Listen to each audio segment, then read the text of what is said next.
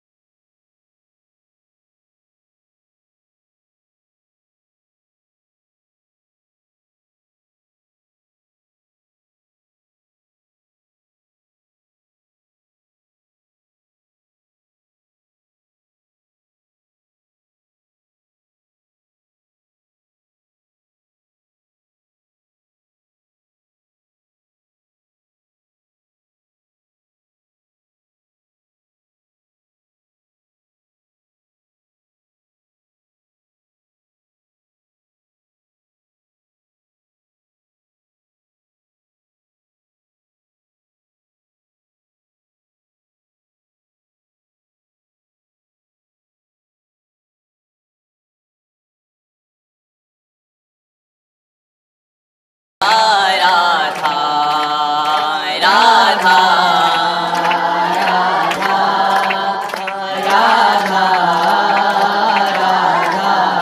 हाय राधा राधा राधा राधा राधा श्री राधा वल्लभ लाल की जय। समस्त संत हरि भक्तन की जय। श्री वृंदावन धाम की जय। सतगुरुदेव भगवान की जय। सुधा गौड़ जी मथुरा से। महाराज जी आपके चरणों में कोटि कोटि प्रणाम। महाराज जी मेरा सवाल है, जैसे मंदिर में जाके हम मंगत मानते हैं, मेरे बेटे की नौकरी लग जाए, मैं इससे पूरी हो जाएगी क्या? इससे पूरी हो जाएगी क्या? तुम भगवान को क्या मानते हो? क्या अपनापन? देखो दो बातें हैं, भगवान और उनका सारा संसार। सारा संसार है ना। अब संसार में तुम्हें कोई वस्तु चाहिए, दुकान में जाओगे तो तुम्हें देना पड़ेगा ना, तो उसके हिसाब से कीमत दीजिए और सामान लीजिए। एक हुआ ये सौदा, और एक हुआ घर की बात कि पापा हमको ये अंगूठी दे दे चाहिए, तो वो पापा की जिम्मेदारी की अंगूठी दे दें। दो में भगवान को तुमने क्या माना? ऐसे थोड़ी दरबार में जाके मांग लिया और आपको मिल जाएगा। क्या माना? भगवान को अपना पिता माना, अपना मित्र माना, अपना प्रीतम माना, अपना स्वामी माना? ये तो माना नहीं। फिर तो दुकान है भगवान की, मेरे ईश्वर की दुकान में सबका जीवन खाता। अब तपस्या, पुण्य, अनुष्ठान ये है नहीं। अब काहे को तुम्हारी मांग पूरी हो जाएगी? ऐसे पूरी हो जाएगी? ऐसे तो और सब दुश्मन है क्या? सब मम प्रिय सब मम उपजाए, सब भगवान के बच्चे हैं, सबको भगवान ने प्रकट किया है, तो सबसे वैर हो जाएगा क्या भगवान का?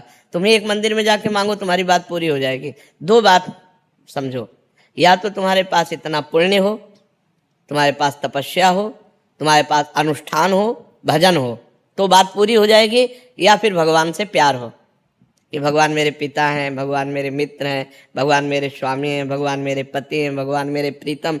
जो भाव रख पाओ भगवान से प्रीतम, और जब ये भाव रखोगे तो मांगने की बात खत्म हो जाएगी, क्योंकि वो सर्वज्ञ हैं, वो अल्पज्ञ थोड़ी हैं। वो पहले से पहले आपकी व्यवस्था करेंगे, मांगने की कोई जरूरत ही नहीं पड़ेगी। अगर मांगते हो तो तुम्हारे पास पुण्य होना चाहिए, तपस्या होनी चाहिए, अनुष्ठान होना चाहिए। ऐसे नहीं पूर्ण हो जाता, फिर लोगों की अश्रद्धा हो जाती है। बिहारी जी आज्ञा करे अनन्यस चिंतयन्तो माम, गीता में तुमने भागवत गीता सदग्रंथों की बात मानी नहीं मानी, तो तुम्हारी बात क्यों बिहारी जी मान लेंगे? भंडारा तो कराएंगे, उसका पुण्य मिलेगा।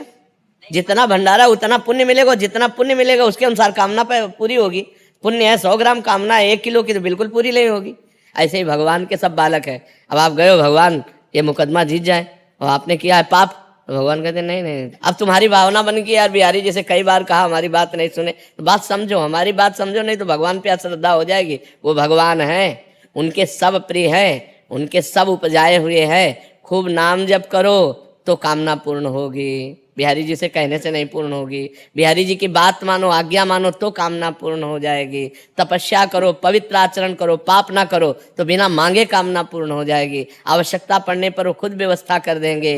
करो सदा तिनके रखवारी, जिम बालक राखे महतारी। जैसे माँ बच्चे को कब बाल भोग देना है, कब राजभोग देना है, कब स्नान कराना है, उसको चिंता होती है, ऐसे भगवान को चिंता होती है मेरे इस भक्त को कब क्या करना है। आपको मांगने की जरूरत पड़ेगी ही नहीं। भगवान का भजन किए बिना मांगते घूमो, कहाँ पूरी हो जा रही है, किसी की पूरी हो जा रही। भगवान ऐसे नहीं सुनते, ऐसे भगवान नहीं सुनते।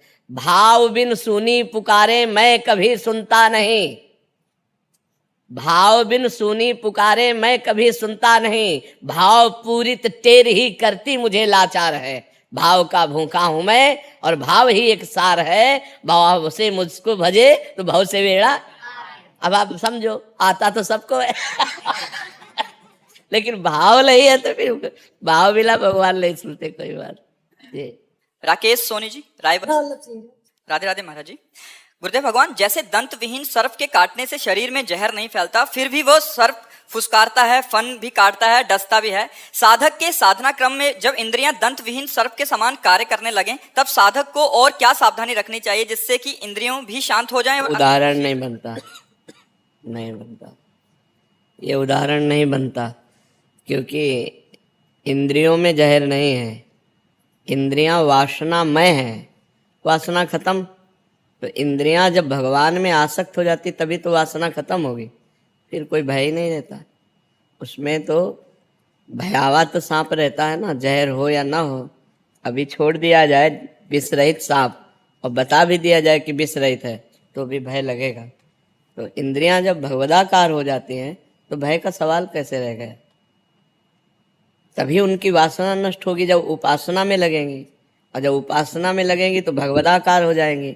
जैसे नेत्र भगवदाकार हुए तो जित देखूं तित श्याममयी है, उसे अपना इष्ट दिखाई देता है। कान भगवदाकार हो गए तो भगवान की चर्चा सुनाई देती है। जबान भगवदाकार हो गई तो भगवान की चर्चा निकलती है। एक एक इंद्री परम पवित्र भगवत स्वरूप हो जाती है, तो भय का कोई चांस ही नहीं होता। वो उदाहरण इसमें फिट ही नहीं होता है, क्योंकि जब तक वासना है तब तक माना कि जहर है। तो वासना नष्ट तभी होती है जब वो भगवदाकार हो जाती है। तो जब भगवदाकार हो गई तो सर्प तो सर्पाकार ही रहता है, लेकिन इंद्रियां भगवदाकार हो गई तो भय का कोई विषय ही नहीं रह गया। रूप छके घूमत रहे तन को तनिक न भान, नारायण दृग जल बह है प्रेम पहचान। मतलब सर्प तो सर्पाकार रहता ही है, विष खत्म हो गया, लेकिन इंद्रियां ही नहीं रह जाती, वो भगवदाकार हो जाती। जैसे नेत्रेंद्री नहीं रह गई, अब इसमें श्याम सुंदर समा गए। पिय मूर्ति नैनन बसे ते रस रहाय समाय, पिय मूर्ति नैनन बसे ते रस रहाय समाय। ये लक्षण सुनि प्रेम के और न कछो सुहाय। जब प्यारे की मूर्ति नेत्रों में बस गई तब नेत्र में भयावा कहाँ रह गए। जैसे हमें अंदर ये होता है, जैसे हम व्यापार करते हैं, व्यापार में कोई भी लाभ हो गया है तो उसको कोई उसमें रुचि नहीं रहती है। घाटा हो गया उसके बाद भी कोई रुचि नहीं। धर्मयुक्त भोग है, हमने भोगा, उसके बाद भोगने के बाद मुझे कोई उसमें भी रुचि नहीं है। ऐसी स्थिति है। अब तो अभी भगवदाकार स्थिति थोड़ी है, अभी तो संयम पूर्वक चलने की चेष्टा है। तो अभी विष रहित थोड़ी हो। विष रहित तो तब होगा जब केवल भगवान के चिंतन में मस्त होते हुए आपको ये भी चिंतन नहीं रहेगा कि मैं सम हूं, मैंने भोग भोगा लेकिन मुझे सुख नहीं मिला, तो मैं तो अभी बना हुआ है ना। तो सब विषयों का विष तो मैं है। जब ये मैं ही लय हो जाता है तो क्रियाएं यंत्रवत होती है। अभी आप कर्ता भोक्ता हो कि नहीं, हो कि नहीं? तो अहंकार विमूढ़ आत्मा कर्ता अमिति मन्यते। समझ रहे? ये भगवान की वाणी है, अहंकार विमूढ़। और अहंकार का मतलब घोर अज्ञान। अभी हम अज्ञान की धरा में ज्ञान की धरा तक यात्रा कर रहे हैं। असतो मां सदगमय, तो अभी निर्विषय नहीं हुए। लेकिन आपका प्रश्न है कि जब उसका विष खत्म हो जाता है तब वो कैसी स्थिति होती है। हमने प्रश्न किया कि मतलब इस समय मतलब ऐसी स्थिति में हमें कैसे रहने, क्या करना चाहिए। हाँ, अब ये स्थिति अगर आप नाम जप कर रहे हैं और सहनशील बनते चले जाएं तो आपको ये स्थिति ज्ञान तक पहुंचा देगी, भगवान तक पहुंचा देगी, स्थिति बढ़िया है।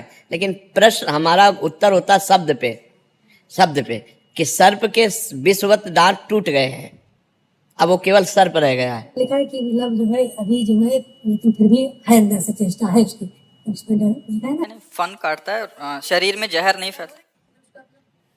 तो आप निर्णय कैसे कह सकते हैं कि उसका जहर नहीं पड़ सकता?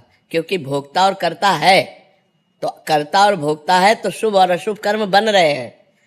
अवश्य में वो भोक्तव्यम कृतम कर्म शुभाशुभम, कृतम माने किया हुआ कर्म, और कर्ता भोक्ता है तो विष तो पूरा है प्यारे। एक बार हमको बता दी आपने कैसे रहना। नाम जप कीजिए, जैसे चल रहे हो ऐसे चलते रहिए, ये गलित हो जाएगा, ये लय हो जाएगा। आप ठीक चल रहे हो लेकिन प्रश्न में त्रुटि है, प्रश्न में त्रुटि। आप ठीक चल रहे हो, आपका जैसे एक गृहस्थ धर्म में चला जाता है, ठीक साधना आपकी वही चल रही है। आप नाम जप करते रहिए, समभाव से रहिए, परोपकार कीजिए, पाप कर्म न बनने पावे, तो यही वृत्ति धीरे धीरे आपकी गाढ़ होती चली जाएगी और आम कर्ता भोक्ता लय हो जाएगा। जहाँ कर्ता भोक्ता लय हुआ तब आप पूर्ण निर्विषय हो गए, भगवदाकार हो गए। अब आपका जन्म मरण नहीं होगा, अब आप भगवान को प्राप्त हो गए। बस ऐसे धीरे धीरे चलते रहिए। और जब विषय सेवन कीजिए, वर्तमान में जब विषय सेवन कर रहे हैं उस समय उसमें एकाग्रता नहीं होनी चाहिए, एकाग्रता भगवान में होनी चाहिए कि एक क्रिया मात्र है। हाँ, उस समय एकाग्रता भगवान की होनी चाहिए कि ये भ्रमात्मक क्रिया है, ये कोई सच्चिदानंद सुख नहीं है। अरुचि पूर्वक विषयों का सेवन, सम अवस्था में व्यवहार, हानि लाभ मान अपमान दुख सुख और नाम जप, यही पार कर देगा ये जीवन, पापाचरण ना होने पावे। बहुत सुंदर, बहुत सुंदर। रवि प्रकाश त्रिपाठी जी, वाराणसी। सतगुरुदेव भगवान की जय। श्री हरिवंश महाराज जी। महाराज जी, मनुष्य जीवन के आत्म कल्याण का सबसे सरल साधन क्या है? इंद्रिय और मन को, जो प्रमथन स्वभाव वाले इंद्रियां हैं, प्रमथन स्वभाव वाला मन है, मथित करके विषयों में लगा देता है। इसको निर्विषय करके परमात्मा स्वरूप में स्थित हो जाना। परमात्मा स्वरूप कोई और नहीं है, आप ही हैं। तत् त्वम आसि, वह तुम ही हो, ये वेद का वाक्य है, उपनिषद का वाक्य है। तत् त्वम आसि, और मैं अपने को भूलकर मनुष्य मान लिया। मनुष्य में अंतःकरण में इतना तन्मय हो गए कि जो मन कहता है वो मेरी बात, जो इंद्रियां देखती सुनती बोलती वो मैं कर रहा हूँ, ये अज्ञान।